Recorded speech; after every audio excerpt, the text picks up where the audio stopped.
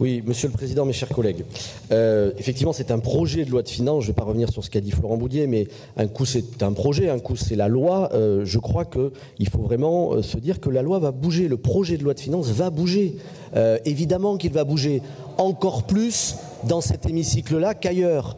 Et si vous n'en êtes pas convaincu, il me semble, au moins par rigueur intellectuelle, de ne pas parler d'une loi avant qu'elle n'ait été votée. Donc, premièrement, c'est un projet de loi de finances. Deuxièmement, il me semble qu'il y a 4 étapes à franchir dans l'ordre, si on veut être sérieux et répondre au travail collectif que vous proposez.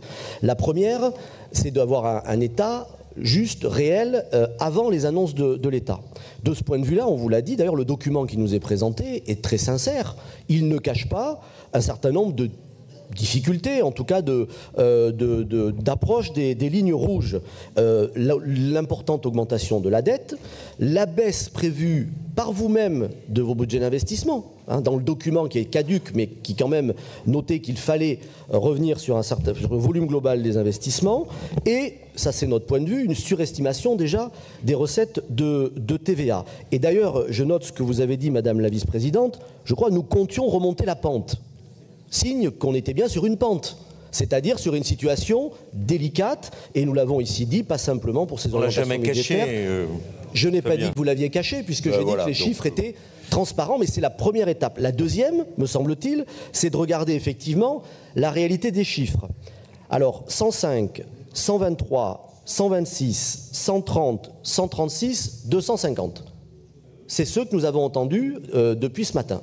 Alors que nous ne les ayons pas encore de manière sûre et certaine, je l'entends, mais on ne peut pas, comme ça, jongler avec des chiffres à cette vitesse-là. Donc, attendons, là encore, prudemment, et peut-être avec inquiétude, mais prudemment, d'avoir les chiffres réels et de les calculer au fur et à mesure. Je voudrais préciser un point important. Vous parlez de la ponction, la fameuse ponction sur les recettes.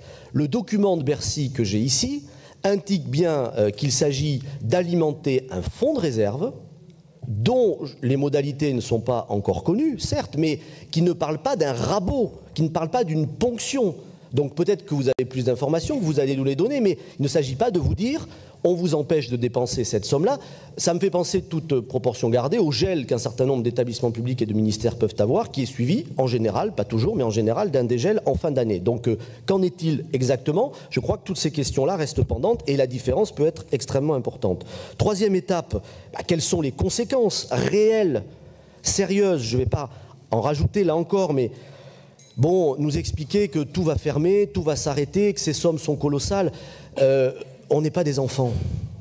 Voilà, on comprend ce que ça veut dire 120, 130 millions, si c'est votre avis sur le budget, sans qu'on nous explique, parce que c'est pas réaliste, ça n'existe pas de tout arrêter, de tout fermer, comme on en a eu une longue liste d'énumération.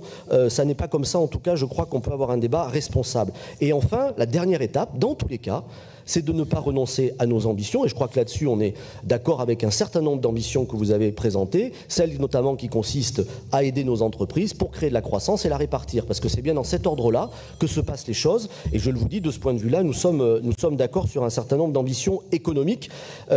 Enfin, chiche, allons-y sur ce travail avec la présidence le président et la commission des finances, avec l'exécutif, les services, sans tomber dans le niveau d'investissement de la MIE agriculture, mais mettons-nous autour de la table, on ne demande que ça, pour pouvoir travailler avec vous, non pas au choix politique, c'est vous qui les faites, c'est votre majorité, mais au moins qu'il n'y ait plus de débat sur les chiffres, je crois que tout le monde y gagnera. Bien, on aura un débat sur les chiffres, mais je trouve étonnant qu'un élu